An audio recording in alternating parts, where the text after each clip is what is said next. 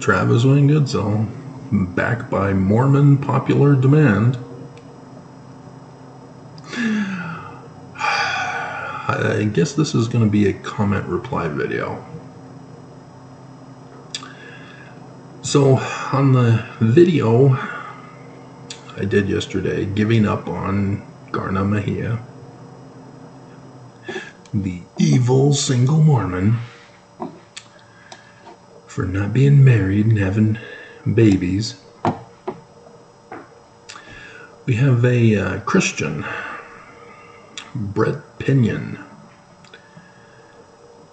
And this is a problem with YouTube and social media in general, and has been from its conception,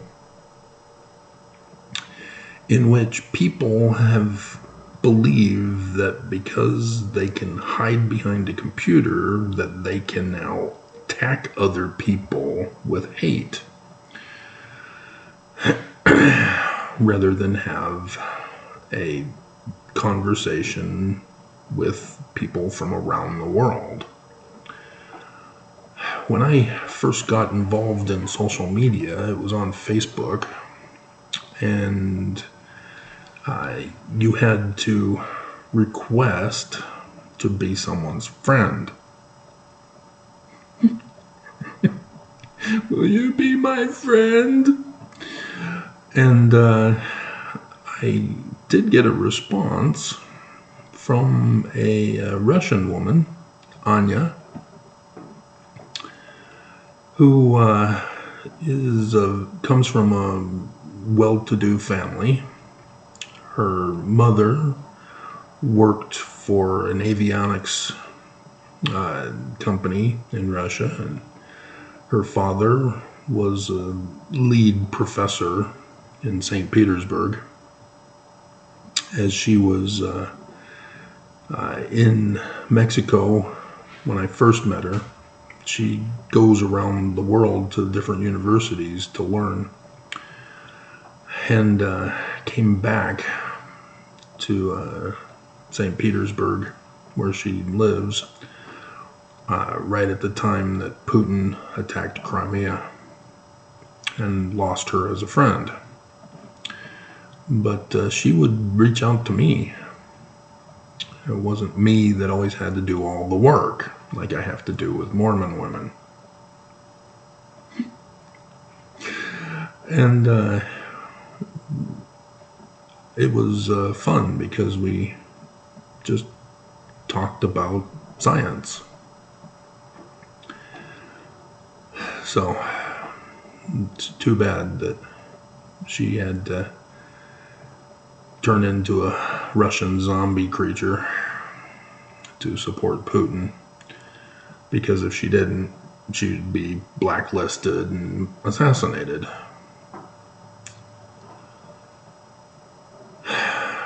But Brett seems to think that he can use YouTube to enforce his Christianity with threats of violence, verbal threats of violence.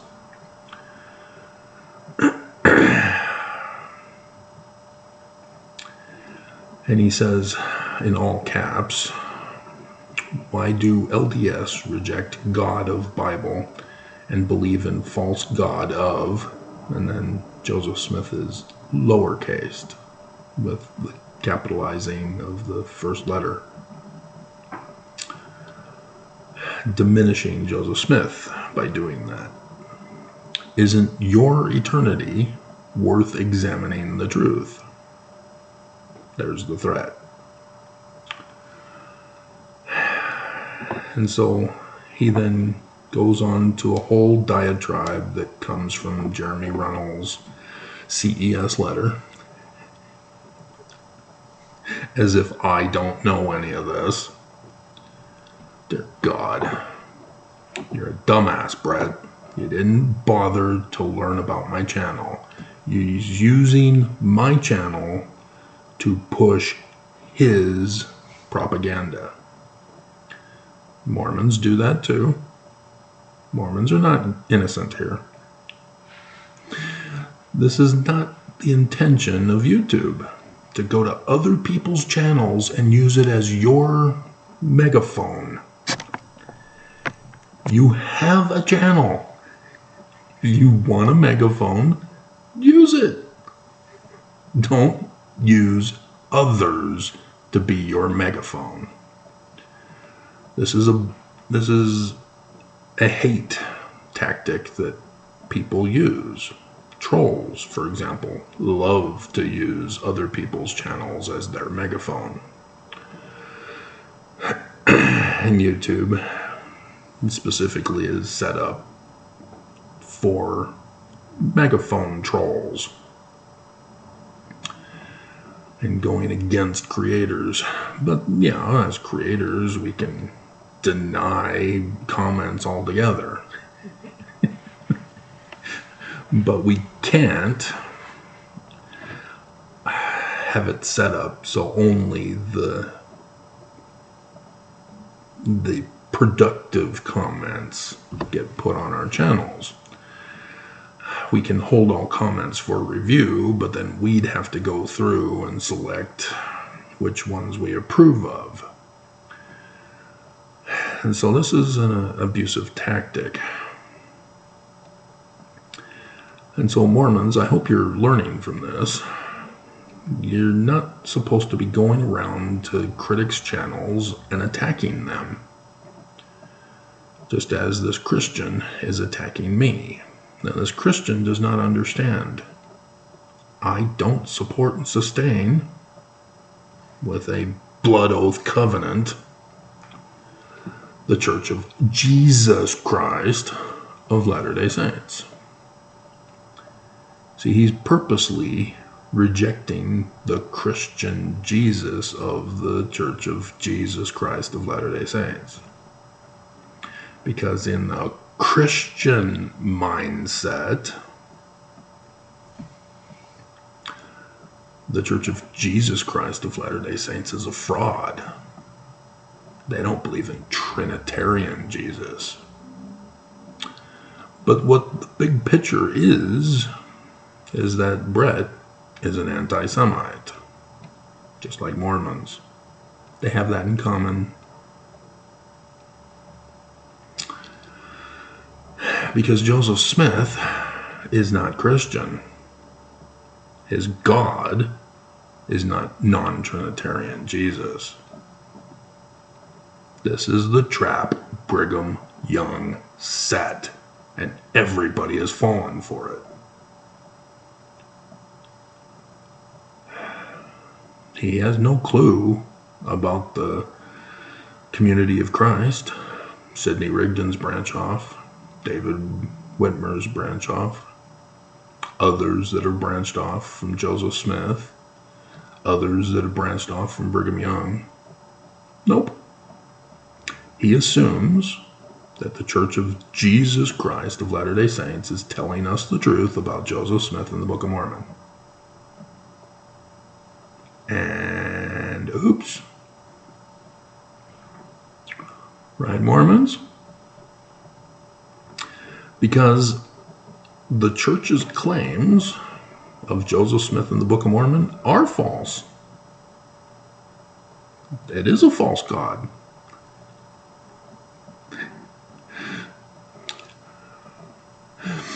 But it's interesting that the Church of Jesus Christ of Latter-day Saints don't reject the God of the Bible. They just replaced it with Mormon non-Trinitarian Jesus, just like Christians did with Trinitarian Jesus.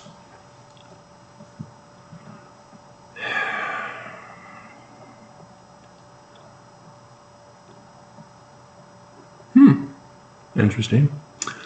He's kind of misunderstood some stuff. The first one, No Truth, Book of Abraham, published with 3 facsimiles taken from an ancient papyrus. It's papyri in the plural. There were 2. Joseph Smith named them the Book of Abraham Papyra and the Book of Joseph Papyra. He never finished the Book of Abraham Papyra and never got to the Book of Joseph Papyra, except to take a hieroglyphic scene and put it into the missing piece of the hypocephalus. Facsimile number 2. Amen. And he says it's shown to be a fraud years later. Really? No. It's a legitimate Egyptian document. It's not a fraud. It was found in the Metropolitan New York Museum. And because somebody recognized it with the church's Book of Abraham, they said, oh, I guess this is yours. It's not. But Brigham Young didn't want this. It wasn't until John Taylor that it was published as a pearl of great price. The missionary Richards, who took some stuff that was published by Joseph Smith and took them to England on his mission. But if he hadn't have done that, we wouldn't have had it. We would have had nothing to do with anything in the Pearl of Great Price. Not the selections from the Book of Moses. And thus, in 1979, we would not have published the other Joseph Smith revisions, and they wouldn't have been put in the footnotes. Church wouldn't have cared. It was President Richards is why we have them today. So understand, Brigham Young wanted nothing to do with any of this. Not the Book of Abraham, not the Articles of Faith. All of us who went through primary would not have learned and been forced to memorize the Articles of Faith. See, when I went through, they had this little thing that you wear like a Boy Scout sash. And whenever you memorized one of the Articles of Faith, you get a button and you paste the button on your sash.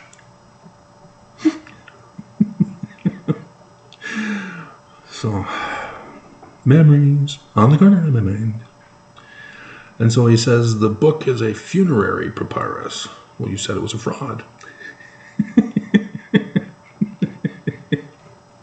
See, he doesn't understand what's going on. Showing scenes from the Egyptian Book of the Dead. Oh, dear God. It's the Book of Ani and the Book of the Dead, which is actually the coming forth by day. So you can clearly see he's thinking he's learning the truth from others who clearly don't know the truth. In facsimiles number 1 and 3, Joseph misidentifies everything depicted. No. Only in 3 does he make a mistake of misidentity. He calls Ma'at the prince, and the prince Ma'at. Those got switched around. Everything else is identified correctly. Yes, everything else is identified correctly, even the female pharaoh standing behind Abraham.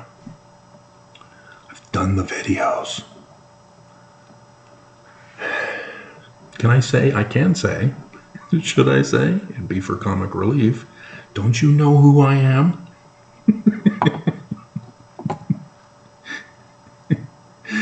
And so, yeah, this is just ignorant of Brett. But this is what Mormons need to understand, is because in like manner, Mormons attack because of miseducation. Brett is believing what other people tell him to believe. Brett is a puppet of hate, just like Mormons. It is inappropriate for any Mormon to just trust whatever the prophets tell you to believe, merely because they're the ones making sure that the manuals only tell you what to believe and how to interpret them.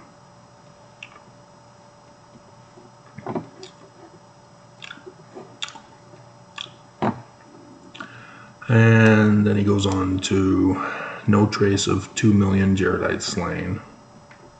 Dear God. That's a ridiculous argument. No trace of the great city Zarahemla. I live in it. I'm right here. It's here.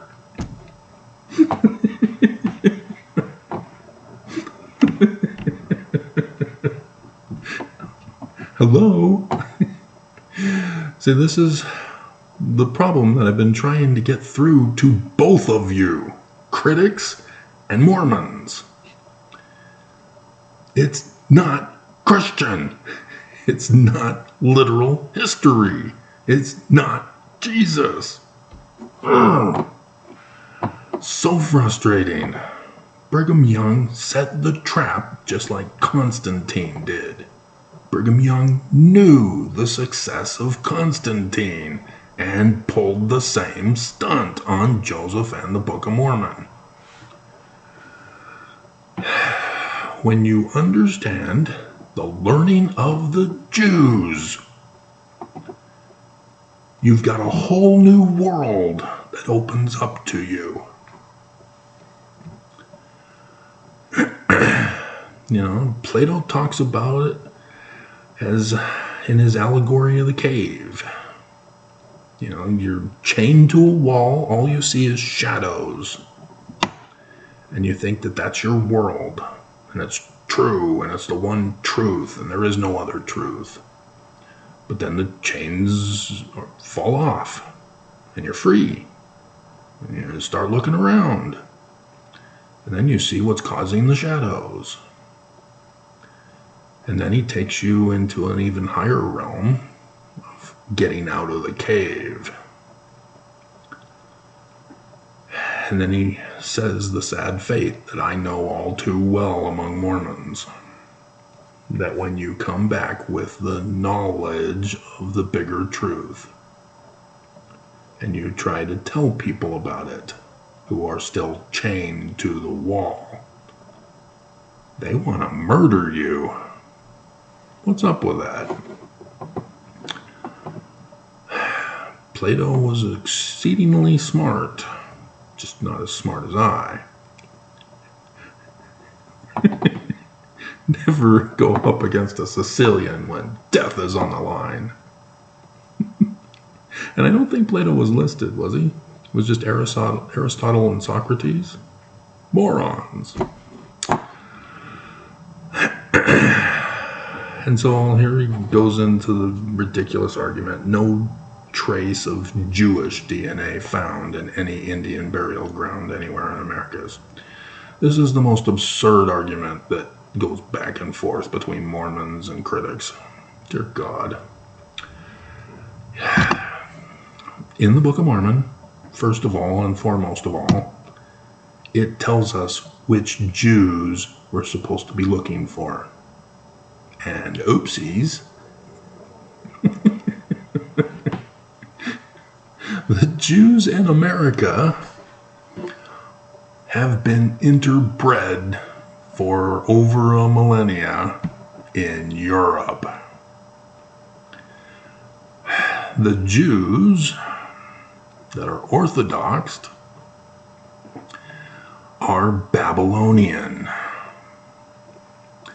But the Book of Mormon claimed Jews are Egyptian. And so, technically, and this isn't a support for the church by any means. Understand that first and foremost, critics, because learning of the Jews, it's not literal history. But the DNA has confirmed that the Native American Indians, at least on the West Coast, because we sort of slaughtered the ones on the East Coast, have DNA match to China. China's DNA have a match with Wait for it. Egyptians. But Mormons don't believe this. And thus the argument.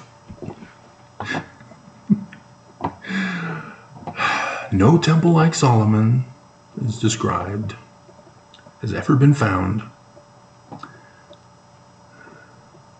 But yet the biblical temple is easily seen in Jerusalem.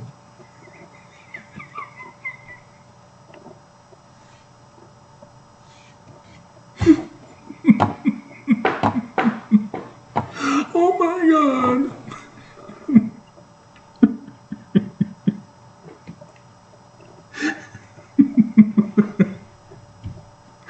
The dumb leading the dumb. Do I need to explain that?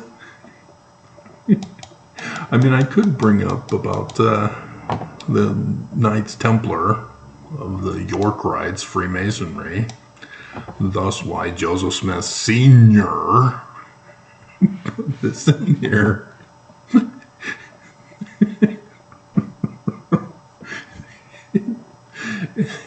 Oh, dear God. So yes, there's a lot to talk about Solomon, who didn't exist. He's the man like Moses of the Jews. It's talking about Zion in the latter days in America. And yeah, it's not built yet. But that's a prophecy. God. And here's one. No Nephite Reformed Egyptian writings ever found anywhere. Are you kidding me? It's all over the place in Egypt. As it is not even a recognized language. Oh, dear God. The dumb leading the dumb. No cities mentioned in the Book of Mormon have ever been located anywhere. Yeah, they have. Solomon Spaulding wrote manuscript found. And that was the book that Sidney Rigdon used as a template for the Book of Mormon. Template, not the source document, template. There are over 36 contemporary books plagiarized in the Book of Mormon. And it was specifically written as the learning of the Jews to be encoded. Just like the Bible stories plagiarize the Egyptian documents, so too the Book of Mormon plagiarizes contemporary books. It's to teach you when they use the late war. What do you think the late war refers to as it's a prophecy of the late days? Latter days. And everybody misses this.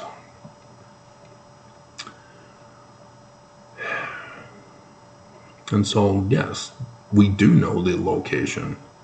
It's right there in western New York. It's those mountain people that were there and the ruins were there. Because that's where Solomon Spaulding went to write his book. And made up a story about him coming to America from the Middle East, Jerusalem. And named his characters Lehi, who was the version of the Jaredites, and the Nephites, which were the Lehites. So there were some switching around so that it wasn't exactly as, assuming that it conforms with his other book, which was written similarly, but was a more Roman-esque version. That one we do know of, and we have available to obtain on PDF. But you're not going to be able to confirm that it was used in the Book of Mormon because it is different enough to know the difference. But you can see his mind in publishing. He had that mindset of those types of books that he was writing. And so the manuscript found, it just never got published. He died. And so the press can't do anything with it. They either throw it away, destroy it, give it away. And since Sidney Rigdon was always hanging out there, he knew of it. And they said, hey, this guy's not paying for it. They assumed he was dead. So yeah, Sidney Rigdon took it. Sidney Rigdon had a library of collection of books that he would get. And because of the accident that he had when he was younger, he was unable to write his own work. And so he used other people's works in his sermons. And that's why he had the Solomon Spaulding one. And apparently, he really liked a female author from back then, which is interesting because females aren't supposed to be authors. Not only are they supposed to keep silent in church, but to keep silent altogether. And so, yeah, I guess that Jane Austen woman, she had to do a nom de plume also or something like that.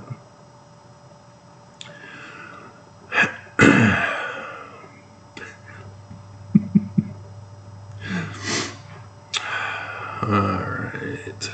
Book of Mormon speaks of sheep. Where's cows? You don't list cows.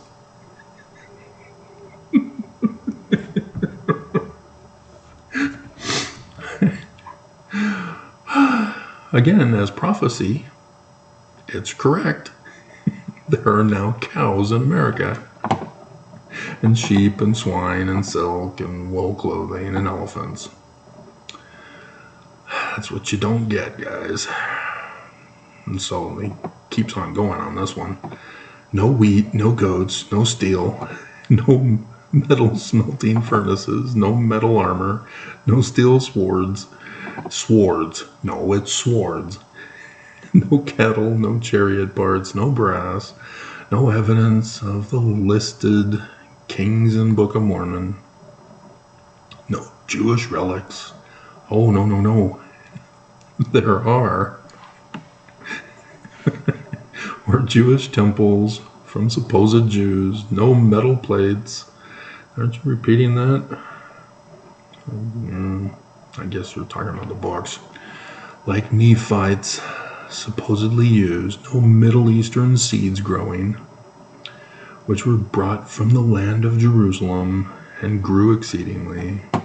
So yeah, apparently he is referencing the passages in the Book of Mormon. Good for you, but you kind of missed 1 Nephi chapter 1, verse 2.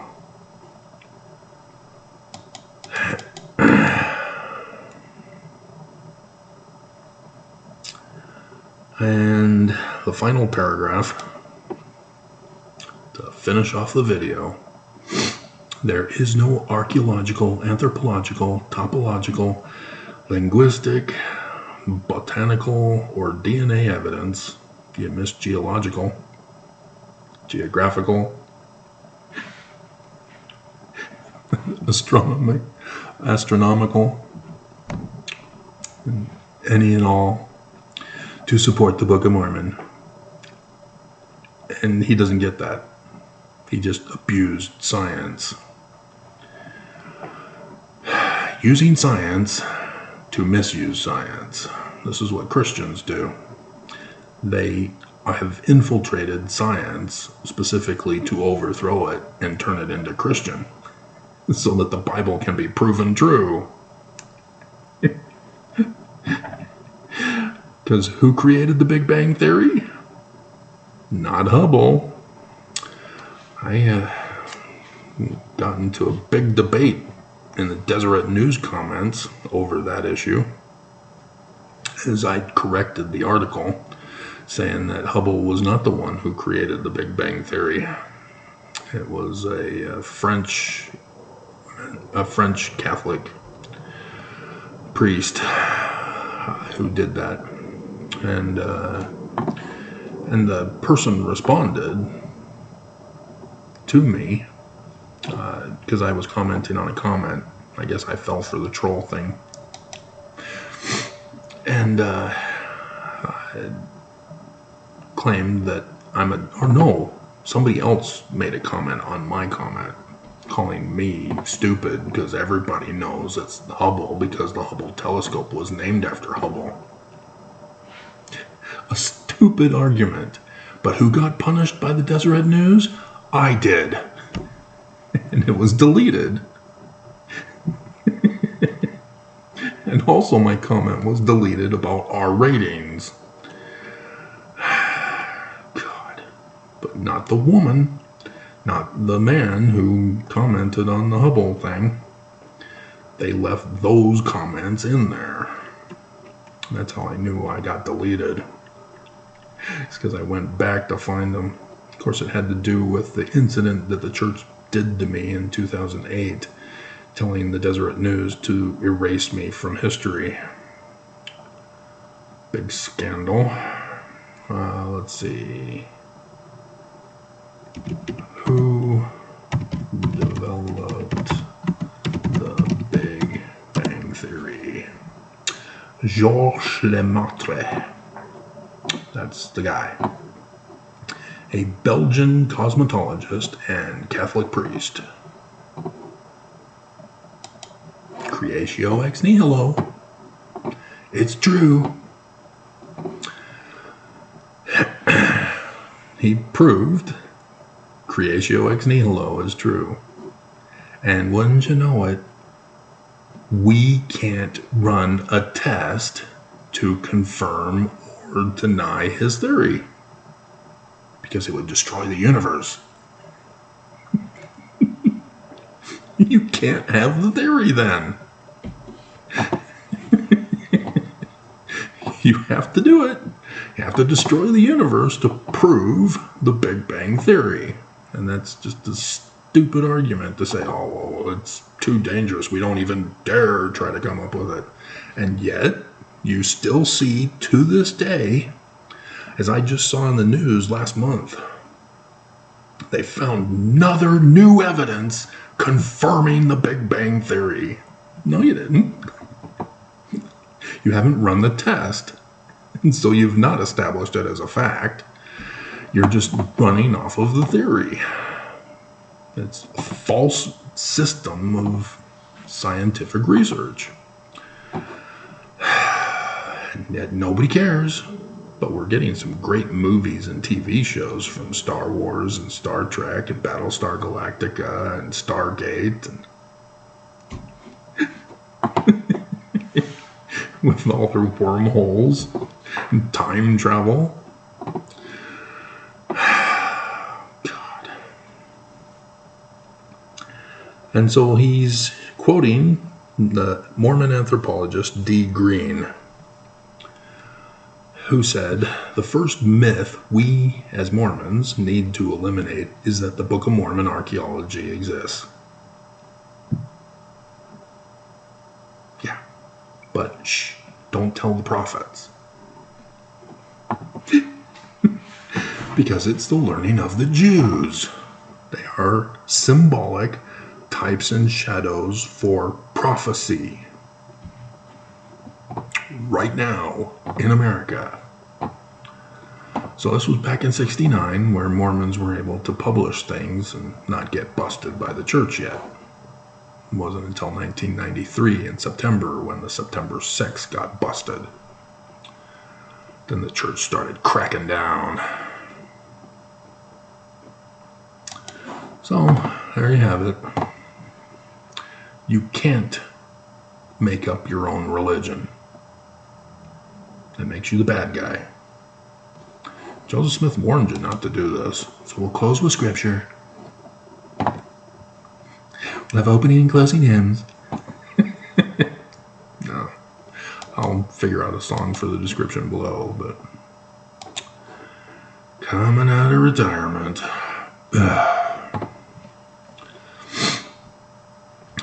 So Joseph Smith warns Mormons in the latter days that Mormons in the latter days will seek not the Lord to establish his righteousness. Do you seek the Jewish Christ to establish the Jewish Christ righteousness? You don't? Who's the Jewish Christ, you say? Oh, you say it's Jesus, do you? Every Mormon walks in his own way, after the image of his own Jesus Christ, who is an idol god.